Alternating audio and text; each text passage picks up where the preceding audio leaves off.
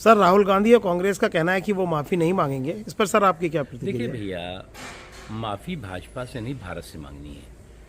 माफ़ी जो है वो सरकार से नहीं संसद से मांगनी है।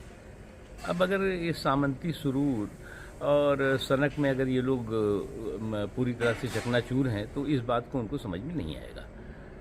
आप जो है वो विदेश में जा कर के दुनिया के सबसे बड़े लोकतंत्र भारत को और भारतीय संसद को अपमानित करने का काम करते हैं, उसके खिलाफ दुष्प्रचार करने का काम करते हैं, उसके बाद चोरी और सीनाजोरी, उसके बाद कहते हैं जी हमने तो जो कहा वो बिल्कुल सही कहा।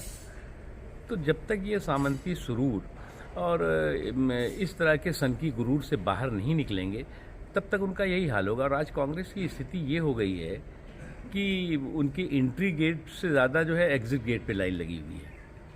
खुद कांग्रेस के लोग इस बात को महसूस करने लगे हैं कि जो बेवकूफ़ियाँ उनके नेता, जो बच्चे खुचे नेता हैं वो कर रहे हैं, वो निश्चित तौर से कांग्रेस का बंटा धार कर रहा है। और दिक्कत उनकी ये नहीं है, उनकी जो दिक्कत है कि भारत की धमक और मोदी की धाक को कैसे धूमिल करो।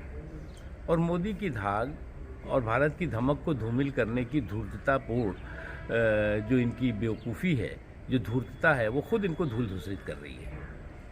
आज देश जो है वो पूरी तरह से बदल चुका है।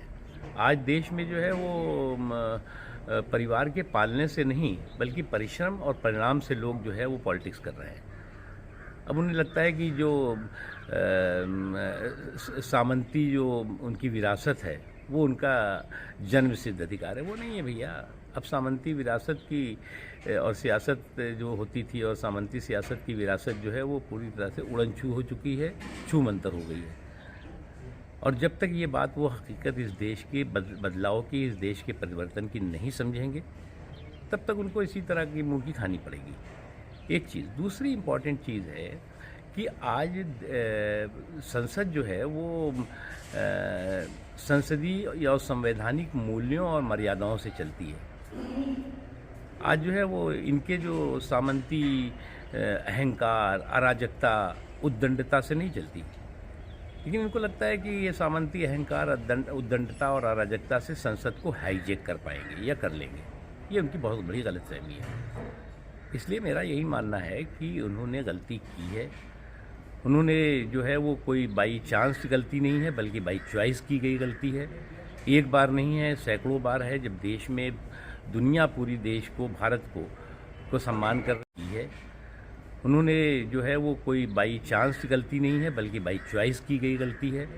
एक बार नहीं है, सैकड़ों बार है जब देश में दुनिया पूरी देश को, भारत को सम्मान कर रही है। आज पूरी दुनिया जो G20 है वो भारत मेज़बानी भी कर रहा है, अध्यक्षता भी कर रहा है। ऐसे मौके पर आप दुनिया को ये बताने की कोशिश कर रहे हैं कि भारत में लोकतंत्र ख़त्म हो गया है, भारत की डेमोक्रेसी पूरी तरह से डिमोरलाइज है, पूरी तरह से संसद जो है वो हाईजैक हो चुकी है, संसद में संसदीय नियम, संसद मर्यादाएँ ख़त्म हो चुकी हैं।